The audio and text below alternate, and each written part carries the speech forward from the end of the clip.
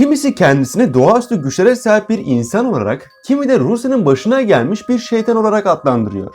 Grigori Rasputin'in gizemli hayatına gelin birlikte bakalım.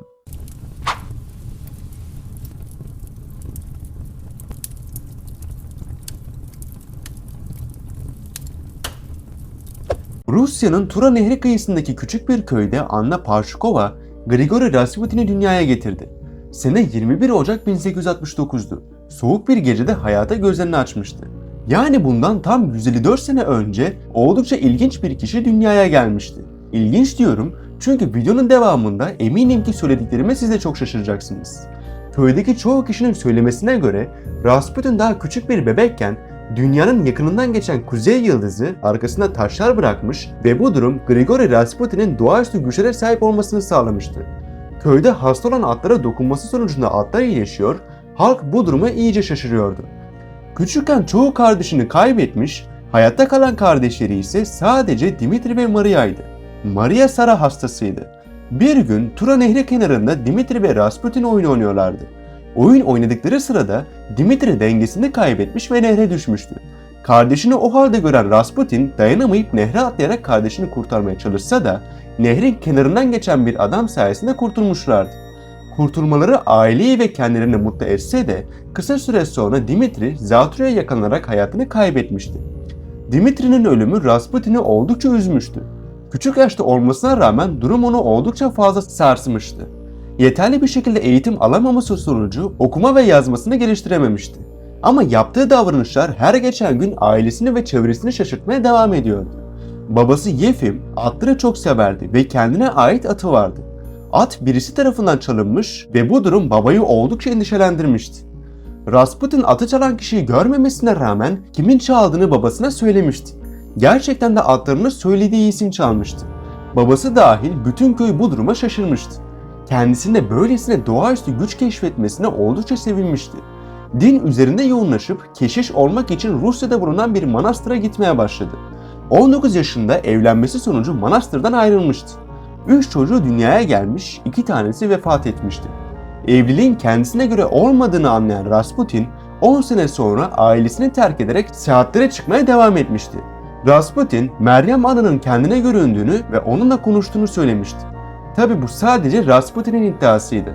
Bu iddiasından sonra kendisini aziz ilan etmişti. Rusya'da kutsal bölgeden kutsal bölgeye gezmek için seyahat ediyor, gittiği yerlerde ise vaazlar veriyordu. Genelde vaazları kehanet içeriyordu. Gezdiği yerlerde insanlar Rasputin'in söylediği kehanetlerin gerçekleştiğini görünce Rasputin'e karşı ilgi fazlalaşmıştı. Dönemin en tanıdık kişisi olmuştu. Ülkeler onun ismiyle çalkalanıyordu. Yaklaşık 2 metre boyu olan Rasputin, renkli gözleri ve heybetli bakışlarıyla çoğu kadının ilgi konusu olmuştu. Rus Ortodoks Kilisesi'nden kopan bir dini topluluk olan Kilisler tarikatına katılmaya karar vermişti. Bu tarikat diğer tarikatlardan çok farklıydı. Rasputin'in bu tarikata katılabilmesi için günah işlemesi gerekiyordu. Tarikata göre Allah'a kavuşabilmek için kişiler acı çekecek ve günah işleyeceklerdi. Topluluktaki kişiler yaptıkları günahtan tekrar günah yaparak kurtulabileceklerini savunuyorlardı. Bu yüzden içebildikleri kadar içki içiyorlar, evlilik dışı kadınlarla birlikte oluyorlardı. Rasputin değişik davranışları ve farklı görünüşüyle Rus sakinlerinin dikkatini çekmeye devam ediyordu. 1904 yılında Rusların başında olan son Rus Çarı 2. Nikolay'ın oğlu Alexey dünyaya geldi. Bebeğin dünyaya gelmesiyle birlikte çok sevinen aile kısa süre sonra hüsrana uğramıştı. Alexey hemofili hastasıydı, yani kanı pıhtılaşmıyordu. İleride tahtın sahibi olacaktı. Ancak doktorlar bir türlü Alexey'nin hastalığının çaresini bulamıyorlardı. Bu hastalıkla yaşaması mümkün değildi. Çünkü bir gün attan düştüğünde kanını bir türlü durduramadılar. Ta ki şifacı Grigori Rasputin'in adını duyana dek. Apar topar Rasputin'e saraya gelmesi için bir haber uçurulmuştu. Rasputin çocuğu kurtarmak için çabucak saraya gelmişti. Çocuğa dokunarak ve dua ederek kanamasını durdurmuştu. Alexey'nin anne ve babası gördüklerine inanamadılar. Hiçbir doktor Rasputin'in yaptığı mucizevi hareketi yapamamıştı. Rasputin artık saraydaki kişiler tarafından peygamber olarak görülüyordu. Maalesef ki üzücü bir durum vardı. Alexey hastalığını tamamen atlatamamıştı. Her nöbet geçirildiğinde Rasputin saraya davet ediliyor, çocuk için elinden geleni yaparak çocuğu iyileştiriyordu. Rasputin o kadar sık gidip gelmeye başlamıştı ki sarayda yakınında kalınmasına karar verilmişti. Doktorun yapamadığını nasıl olur da bir başkası başarabilmişti? Herkes şaşkındı. Hasta çocuk Alexey'in öğretmeni Pierre Gilliard gibi bazı tarihçiler Rasputin'in doktorların verdiği aspirin ilacını vermeyerek çocuğu iyileştirdiğini düşünmüşlerdi. O dönemde aspirin ağrı kesici olarak kullanılıyordu.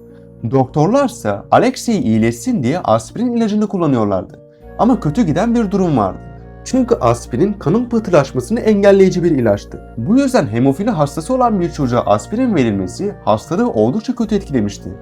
Maalesef ki 1950 senelerinde aspirinin bu özelliğini bilen yoktu. Bir taraf Rasputin'i dahi ve mucit olarak görürken bir tarafsa doktorların yanlış teşhis uyguladığını düşünüyordu. Rasputin'in bu akıl almaz gücü herkesi büyülemişti. Kadınların gözdesi olmuştu. Herkesi tesiri altına almıştı.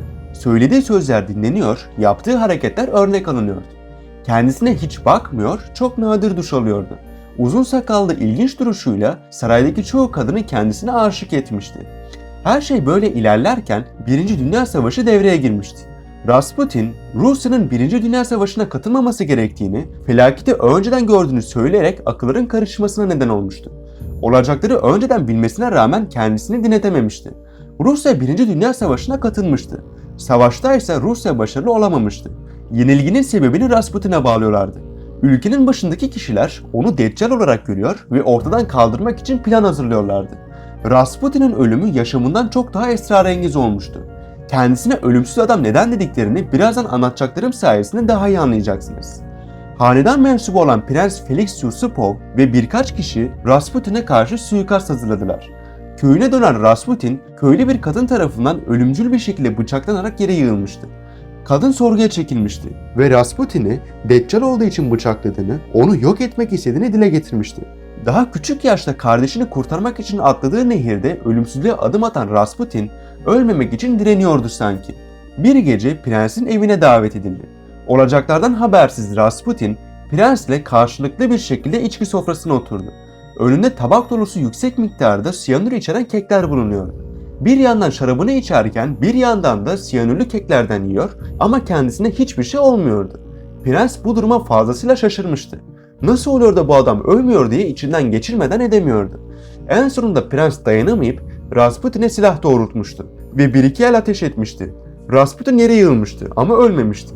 Ayağa kalkıp hızlı adımlarla bulunduğu yerden kaçmaya başlamıştı. Aldığı darbeyle ne kadar kaçmaya çalışsa da prens Rasputin'in alnına birkaç el daha ateş ettiğinde cansız bedeni yere yığılmıştı. İşi garantiye almak için Rasputin'i Neva Nehri'nin buzlu sularına attılar. Artık şeytani olarak gördükleri Rasputin'den kurtulmuşlardı. İlginç olan bir durum vardı. Otopsi incelendiğinde fark ettiler ki Rasputin'in ölüm sebebi kurşun sebebiyle değil, attıkları nehirde boğulması sonucu hayatı son bulmuştu. Tabii ki bu sadece bir varsayım. Vücudunda bulunan çırpınış sebebiyle izlerden böyle bir sonuca vardıklarını düşünüyorum. Rasputin mezarında bile rahat bırakılmamıştı. Cezasını tam çekmediğini düşündüklerinden mezardan çıkarılarak yakıldığını ileri süren birçok tarihçi var. Ölüm tarihi 30 Aralık 1916 idi. Öldükten sonra da adı anılan Rasputin'e ait bir mektup bulunmuştu. Mektupta şunlar yazıyordu: 1 Ocak'tan önce öldürüleceğim. Eğer soylular tarafından öldürülürsem soyluların tümü Rusya'dan ayrılacak. Rusya'da kardeş kardeşi öldürecek.